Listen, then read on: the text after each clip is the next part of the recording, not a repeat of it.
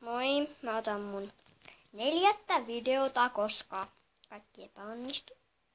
Yksi oli liian pitkä, yhdessä oli pitkiä kohtia, mutta meillä on tällainen söpökissa. Ja se on vauvan kärryissä. Hui. Ja tuolla alhaalla on kaikki mun huivit melkein. Ja kaikki pehmusteet. Mä leikin näillä aina pikkutyttönä sitten jotain 3-vuotiaana. Siitä ei oo kauaa. Vai onko? Mä oon menossa yksille synttärille, mutta kun äiti laittaa ruokaa käydään ja sitä pelottaa, kun tuolla ulkona on niin liukasta. Mutta asiaan. Tää on meidän kissa Petskin ja Ukko hävisi taas jonnekin. Siis 3. videossa se oli. Ja siis mulla on tällainen magneetti mun puhelimen kuoressa. Niin sit se vähän hajosi.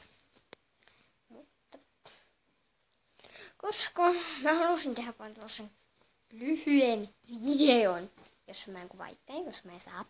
Niin moikka!